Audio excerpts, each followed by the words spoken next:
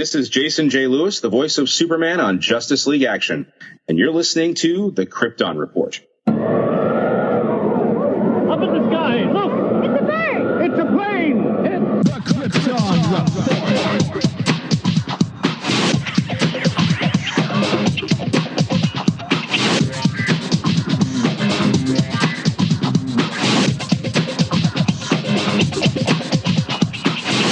Welcome to the Krypton Report Podcast, presented by the Southgate Media Group.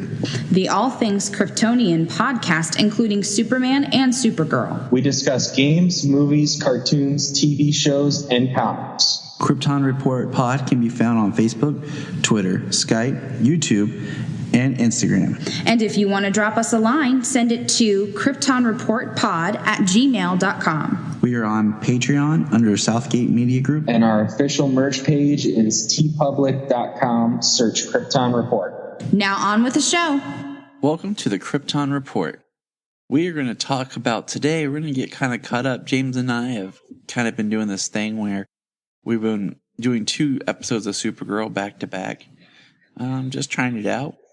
And before we get started, I do want to throw out a couple things real quick here. One, if you're looking for a new podcast to check out, The Last Sons of Krypton is a great podcast, or if you're looking for more Superman-filled action, it's fun to catch, it's fun to see, hear the guys talk.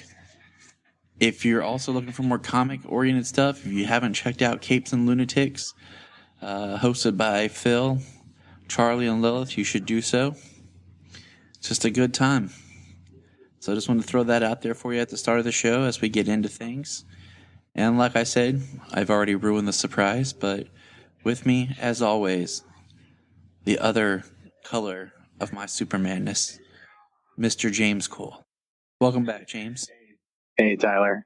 Yeah, big surprise, right? Yeah, big surprise. I do have a sound clip that at some point from Junia I will incorporate in this episode. But she's busy, school, children, putting up with me. So, yeah, that's got to be a lot. It is. Did you vote on the Shield Awards? Oh, no, I have to get on there because I actually have to get on there and create an account because I know I tried voting or answering some questions on there once before, and I needed to create an account. But I was like, crap, I don't have time for this. I just did the questions to do them and submit them, and then I had to create an account, and I never got back to it. I got you. Because it's got some really good ones on there. Does it? Mm-hmm. Yeah, I'll have to check it out because I'm definitely interested in getting, being in that running for that, those calendars. I just like to voice my opinion on Superman. Go figure. No, I was saying no way. Maybe I should mention that the Shield Awards is sponsored by the Superman homepage. So go to supermanhomepage.com. There's a big icon. Check it out and vote. Back to our show. So we're going to jump in. Supergirl, Season 4, Episode 4. And I am going to try to pronounce this. And if I pronounce it wrong, that's okay because I screw up a lot. Ahimsa? Ahimsa? Ahimsa. Ahimsa? Ahimsa? I don't know. Yep, exactly. So I had an epiphany while watching this episode, okay? From a production point of view, this episode, okay, I know they're doing a lot of filming now, but you know how things are filmed out of order and all that's good jazz, this is the episode where you can have Supergirl in it, but not have Melissa, so that you could film and work on the crossover. Because all you'd have to do is so she's in that suit now, right? So all you have to do is have her stunt double in the suit. And then we do cutaway shots of her in the helmet, very Iron Man style. And that's just right. Melissa behind a green screen. Yeah. Well, I mean, Iron Man set the precedent for the heads up display. Exactly. Little movement inside the helmet and all that. So, I mean, don't change what's not broke, honestly. Right. But what I'm saying is like that, just like last year when they did the Midvale episode was a way of writing around Melissa and Skylar being on set for the crossover. Sylar. So it's just that epiphany came to me. So I was watching this, but in this episode we get to meet somebody else, a character that's near and dear to James and Mai's heart. Do you know who I'm talking about, James? Got to meet Manchester Black. Yes, very, very near and dear since it was the first episode we ever did. Exactly. Now, since we're talking about Manchester real quick here, so he teams up with John Jones because he's Fiona's fiance, and he's never says that he's an alien. Okay? There's no mention he's an alien. So I find that kind of interesting. And we've yet to have anything that's going to give him superpowers or anything like that. But he can fight. He is smart and cunning. With the arsenal he picks up later, he must know how to use a variety of weapons. Right. So I just found it very, very interesting. I enjoyed his portrayal of Manchester Black, I'm definitely glad they kept him English, that they kept him British. But he has that swagger that was brought across in like Superman versus the Elite, where he's sure and confident of himself. He's the character. Like, I was not familiar with this actor's work or anything, but he's the character. To me, Manchester is supposed to represent something that opposes Supergirl or Superman's ideals. And I hope he's a character that stays around for at least a while in this season.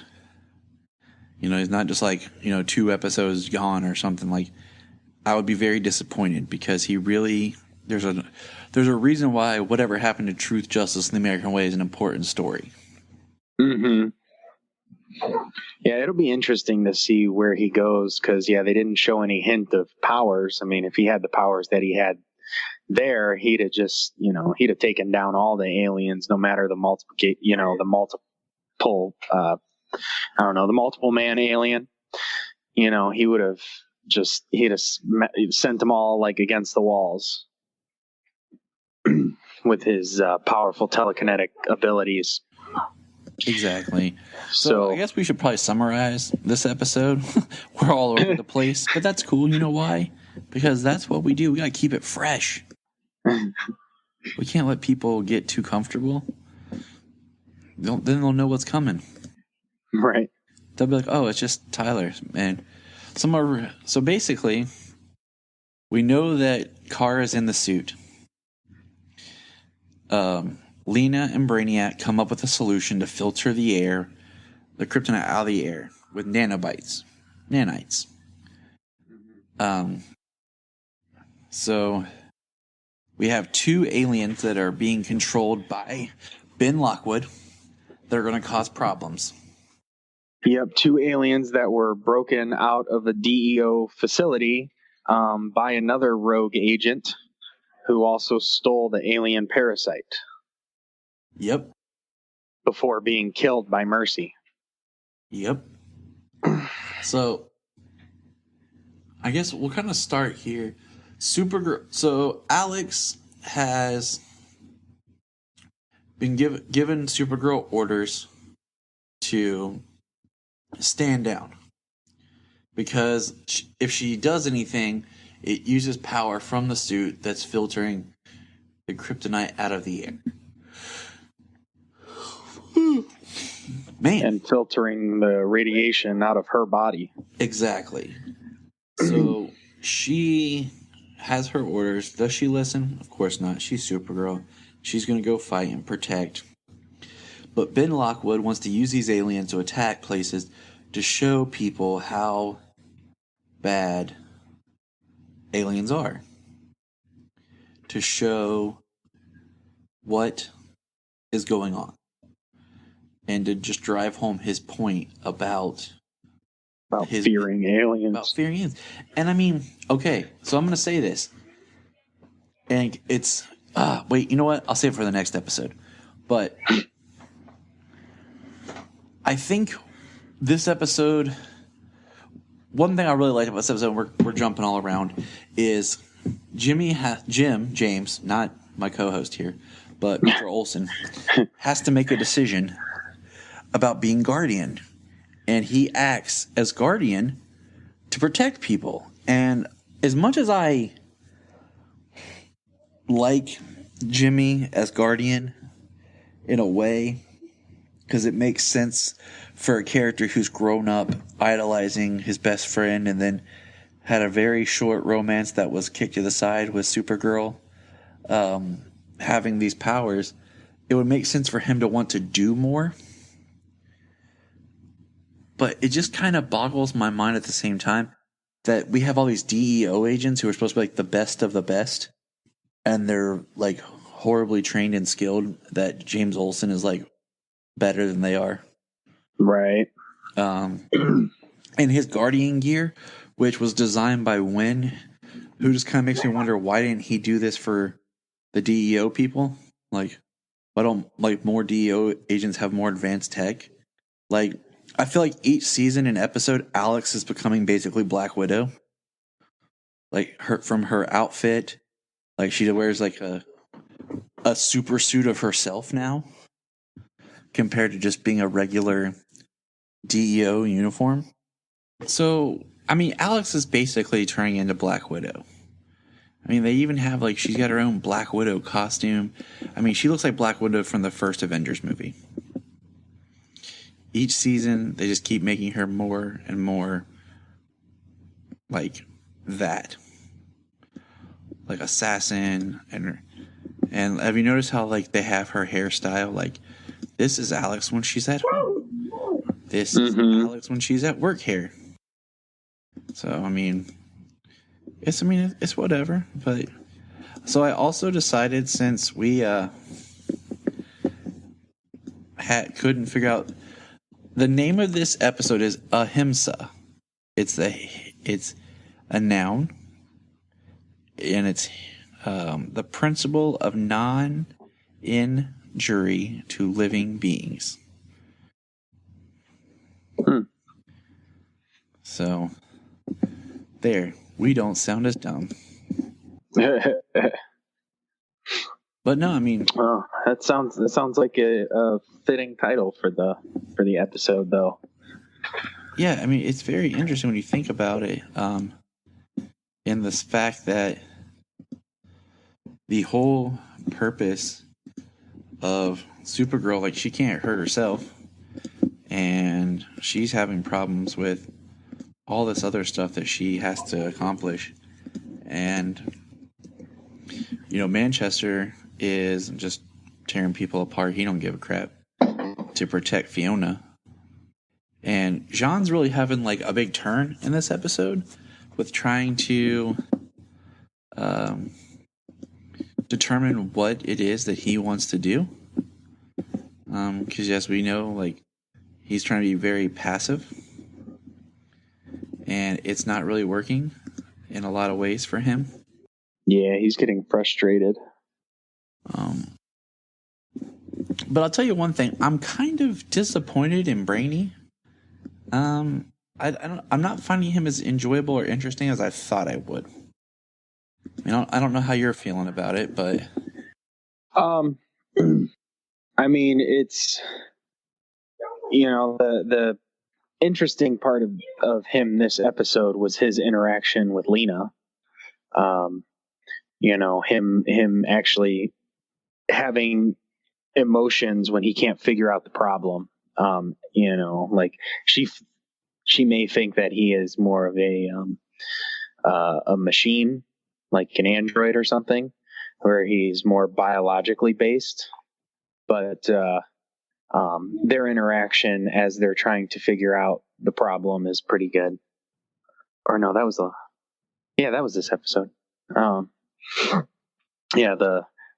little boxes box up the emotions and stuff. And pushing it down. And yeah. Like, what? How do I do? What do I do? Right.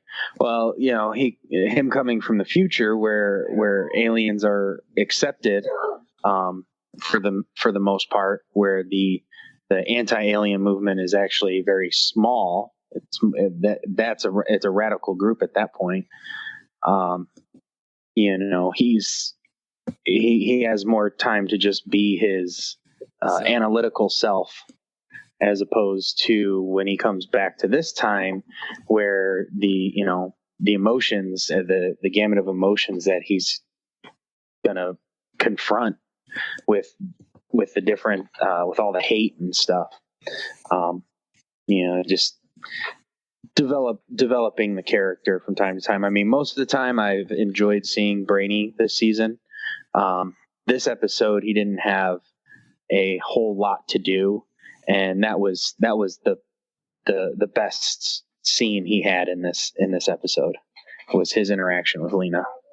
And I agree. And I agree completely here. And I guess, okay, so skipping to the end, we get, I think the biggest stuff about this episode happens at the end. We get basically the aliens controlled by Otis and Mercy are attacking a amusement park, like little carnival. And the DEO and Supergirl show up. She's in her costume fighting. And we see basically Jimmy decides he's going to go out there and help his guardian. And he goes to help the people as guardian. Not as guardian, but as space guardian. And, wrong universe. Yeah. And this is important because it's going to play a big part in the next episode, especially. And the shocking thing to me is, did they kill Otis and Mercy? It certainly seemed like they could have. I mean, she took a couple of them spikes to the chest, and Otis's was right through the back. But yeah, I thought they would kill Otis and Mercy would live, but they just seriously, is she dead? I'm hoping that she comes back, because I'm really they're just we're in episode 4, and she's gone. Well, what's the biggest thing about the craziest thing I think about the episode, and the whole amusement park, the whole fair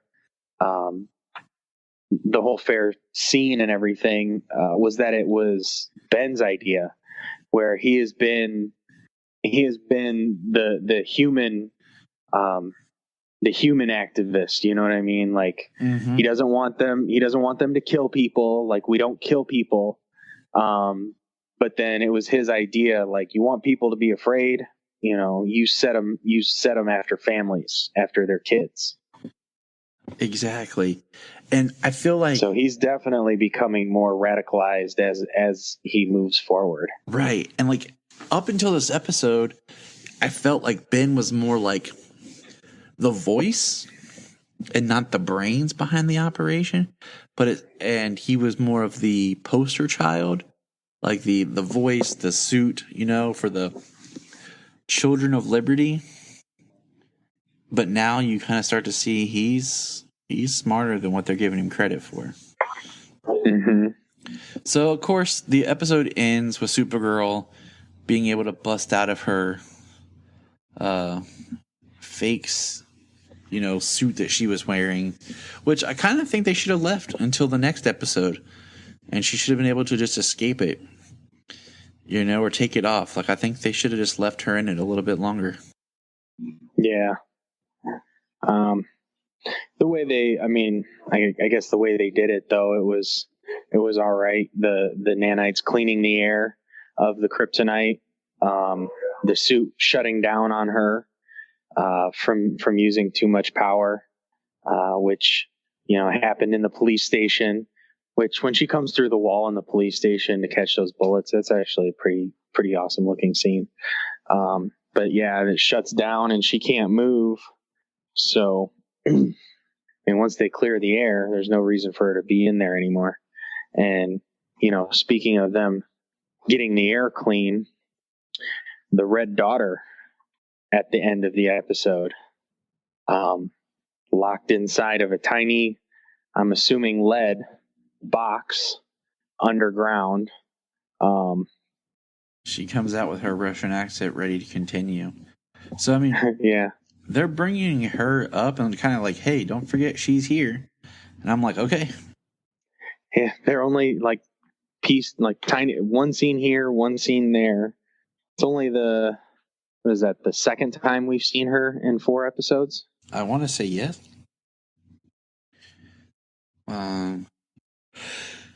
But what was your overall thinking of? Well, I enjoyed the episode. The overall story, them trying to, and I like Alex's speech at the end of the fair before Otis and Mercy were killed. That they're,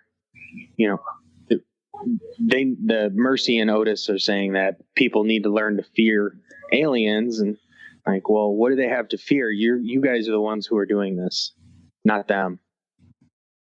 So, Alex did pretty good. I enjoyed the episode. I thought it was funny when Kara knocked, I believe it was the Helgramite at the time, into the pies. She was so disappointed. Yes. And then her and Alex shared a pie at the end of the episode. Pie looked good. It looked really good. Same. Not as good as Man of Steel, the episode before it, kind of dipped down a little bit. But Alex certainly stepped up this episode, being the director, all the problems landing on her shoulders. Let me ask you, what did you think about the president? Did he look like something's going on? Because he was very mad about what was going on, and then all of a sudden, when the military woman leaned down to talk to him, like, his entire demeanor changed. Yeah, really fast. I'm curious about. Is there something else going on? I feel like there is, and I guess we can segue with that. And we'll segue. Now we're gonna start the 5th episode of Supergirl, titled Parasite Lost. And here we go. So, segueing into that, I mean, we have this new military person, and there's a line that's dropped in this episode about the DEO was originally supposed to protect people from aliens, humans from aliens. But now, it seems the DEO protects aliens. And spoilers, jumping ahead, at the end of the episode, we find out that the new military lady that Alex comes to actually like in this episode is pretty much anti-alien. Oh, yeah, that she is. So, that was a big kind of like, I think, hit in Alex's face. The one thing I wondered was, from what I can recall, Alex is an agent. She wasn't a soldier, and that woman is military by the book. Yeah, exactly, military by the book. And like, you salute a commanding officer when you leave. Like, well, soldiers salute a commanding officer when they leave, but I've never thought that Alex was a soldier. Right. She wasn't. Like, she's agent. She's law enforcement. I don't recall her ever being in the military. So that was very interesting in its own. So that dynamic happened. we get Agent Liberty, who puts the parasite in Jensen at the end of the last episode, but puts him in this episode and really makes him go out there to fight. And of course, Supergirl shows up and gets her powers drained. And then all of a sudden she's like, what the heck? Yep, that's right, Supergirl. What the heck? Should have been listening. She knew it right away, though. I mean, she felt that from before, from the previous Parasite. But the big twist to this episode... Okay, I'll get there. But hold on. Let me talk about the oddest part in this entire episode. It's a small scene. They're on the rooftop of Alex and Kara's apartment. Everybody's hanging out. You have all the main cast, right? Lena's there. And I thought to myself, Lena is the only person here who doesn't know Kara's Supergirl. And the way everyone's kind of talking and being like, how easy would it have been to slip up or something to happen. You know, it was very like relaxed environment. And she's like introducing like, you know, John and everything like this and talking, and then Nina shows up. But it's just kind of odd that everybody knows that she's Supergirl but Lena. Yeah. That was a funny scene. Brainy with his 12 mojitos. Yes. And how fast he can metabolize alcohol. Yeah. And then his interaction with Neo when she shows up, and he rattles off who she is and where she lives and what she does, and yeah, that wasn't as stalkerish as it came out to be. He's like, you told me to find you, not contact you. Yeah. Which is, I mean, it's funny. It works. I don't know. I miss Win. I'm gonna say it, like, I miss Win. He was. Yeah, Brainy is no Win. You know, he's no. What's Jeremy Jordan? Yes. Is that his name? Yes. Like Jeremy Jordan had heart and depth, and Win had, you know, power to his character, and Brainy just, I don't know. I'm just not feeling it yet. Well, he was. I mean, he started off really good. I still think the actor is doing a good job with what he's given. I just think they've given him less the last couple of episodes.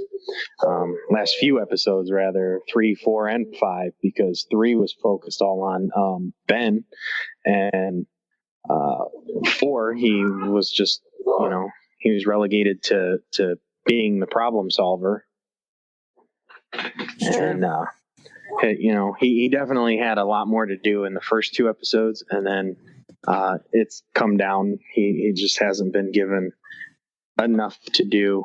Sometimes they just give him the analytical stuff to do, and that's all he does in an episode. There was more friendship and more heart to Win because he had relationships with the characters. It's true. This is very true. I've enjoyed what the actor doing Brainy has done for the most part, and I hope they give him more because he does do well with what he's given. But I think he should be given more. I agree. I'm looking at some photos from the episode of when Parasite grabs Supergirl and how her face like wilts and changes. I do think it's interesting. Okay, this is an Arrowverse show, that Supergirl's costume hasn't changed yet. Like, The Flash has gotten like a costume change almost every season, and Arrow has gotten some sort of costume modification in most every season. But Supergirl has had the same costume since the beginning. We also have a side story in this episode that I found interesting, was about an alien healer who healed aliens. wanted to heal humans but was unable to. And we find out that he has a daughter, and the mother kept him from meeting his daughter. And it was just interesting because here the time is you think the alien's bad, but it's the human who's actually part of the Children of Liberty. Mm-hmm. Yeah, that was pretty messed up the way she taught her daughter to believe that her father was a terrible being, a terrible person, when she was the one like manipulating that just because she got her heart broken. Yes.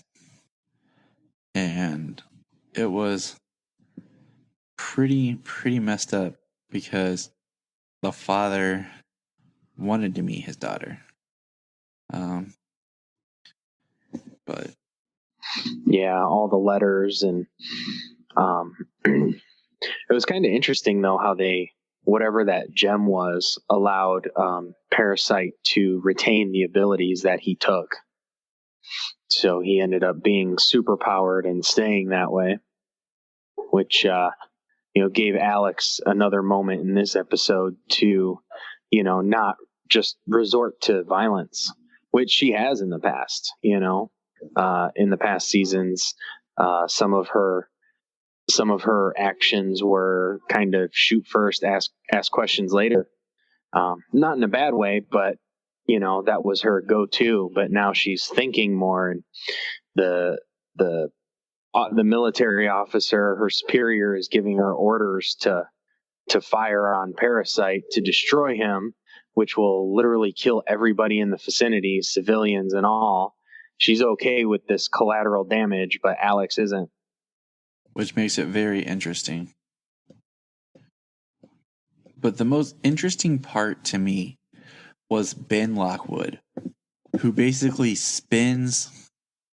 So Jimmy, gets invited to this mayor's thing, and him and Lena are talking to someone, and we start to find out that more people who are in higher upper class are anti-alien than what they thought. And Ben Lockwood basically spinning James as Guardian as if he is like the hero of the Sons of Liberty, as a human that stands up to the aliens. And they use that battle from the last episode where he was fighting against those aliens that were attacking people as means to promote James as a defender of humans against aliens.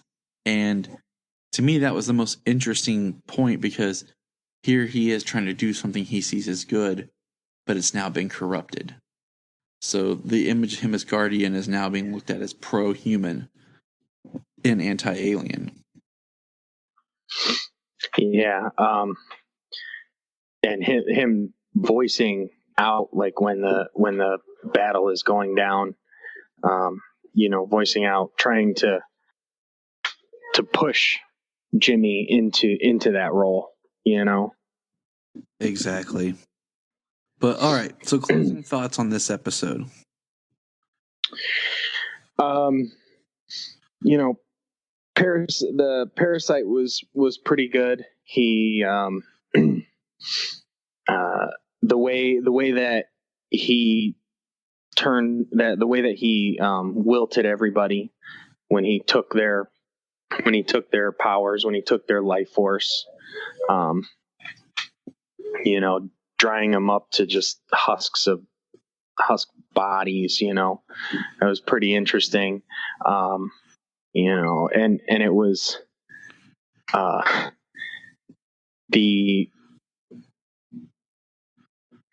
lost my train of thought. It happens. Yes, it does. It's kind of late. Had a long day at work today. Yep, 'cause you're the man. Well, we got a new director in, so there's a lot of stuff going down, a lot of stuff that needs to be revamped and riding the boss, and in turn the boss riding me. You know what I mean? Anyways, yeah, Parasite was good. Alex was good. I like how Kara is still trying to spread hope as Kara, as a journalist. You know, she's not just using her face as Supergirl to try and spread hope. You know, she's using her journalism and the way she wants to. In the end, at first, when she wanted to only like interview aliens noteworthy, to make articles about them, how some aliens are trying to do this good and everything, you know, trying to paint them in this light that that aliens are good, you know, because these big names are out there and this is what they do. But by the end, like, she just wants to focus on all aliens, you know, like working aliens and things like that. People who are just like trying to make a living.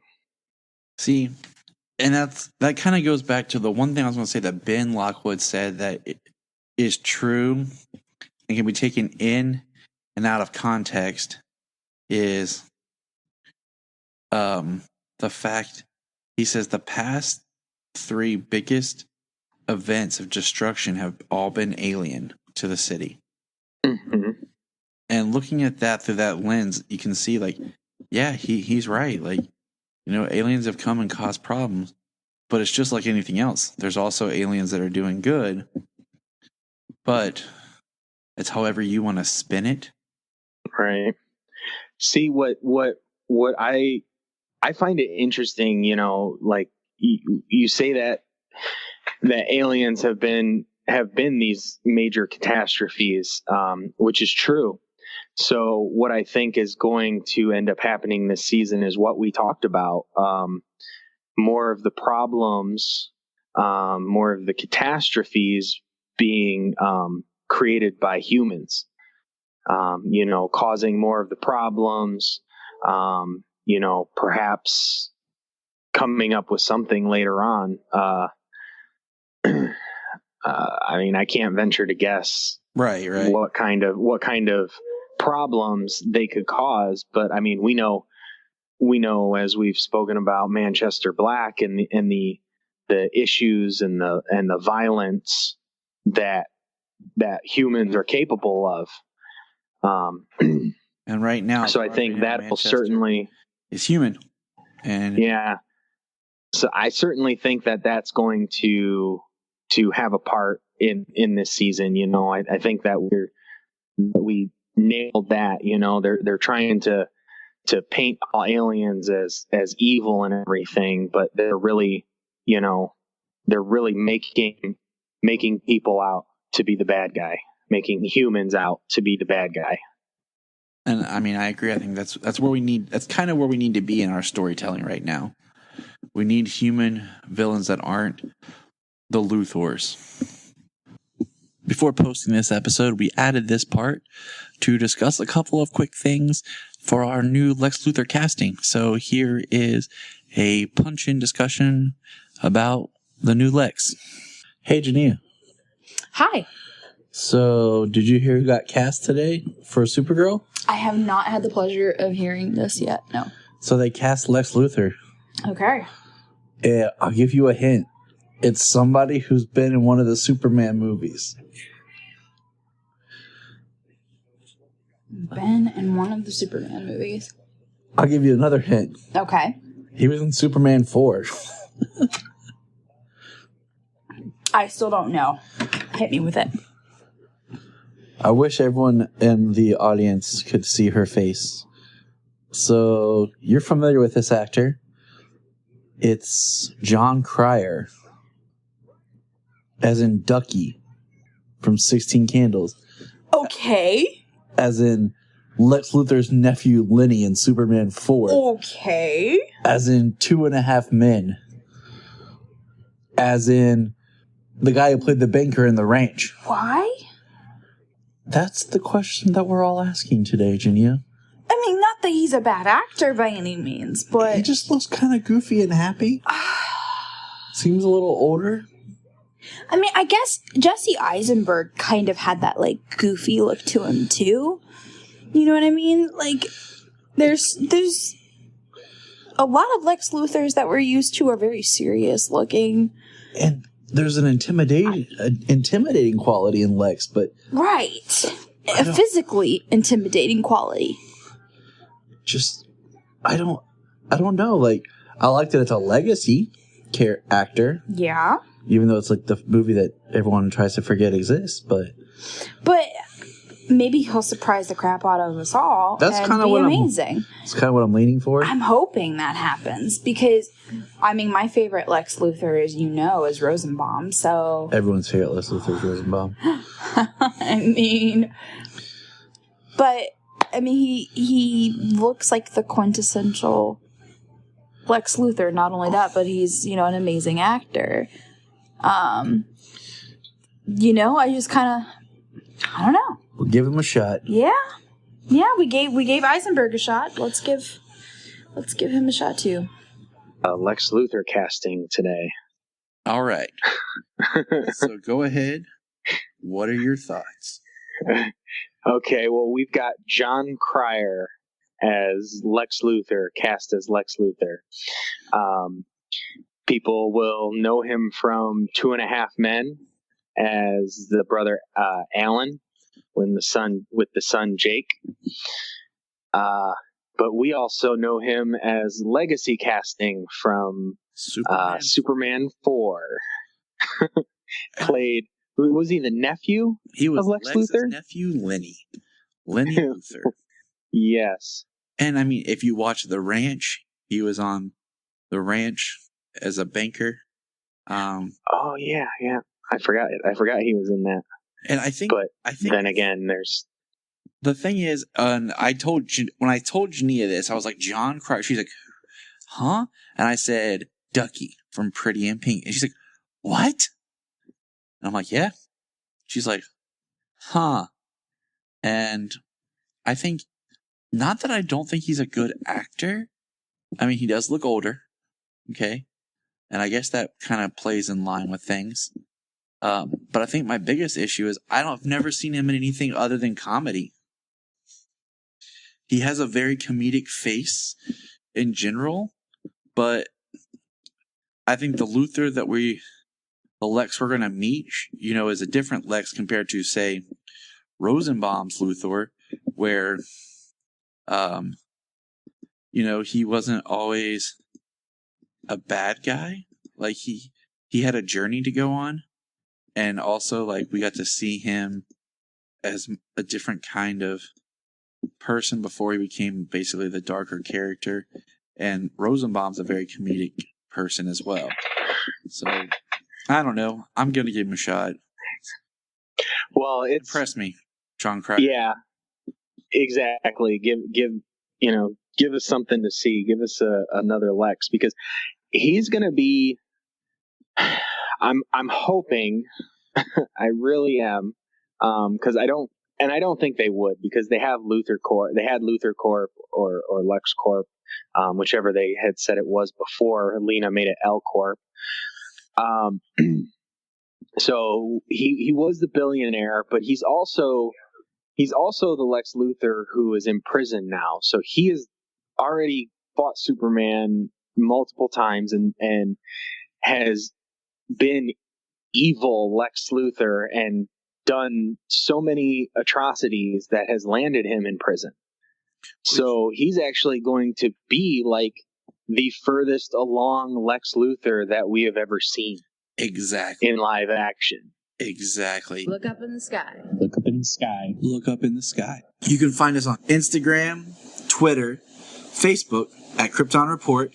You can also email us at kryptonreportpod@gmail.com. If you get a chance to go over to iTunes, please leave us a review to help us get better. If you're an Amazon shopper, just remember you can go to southgatemediagroup.com.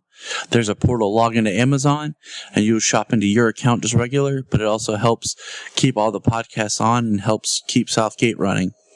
Remember, look up in the sky.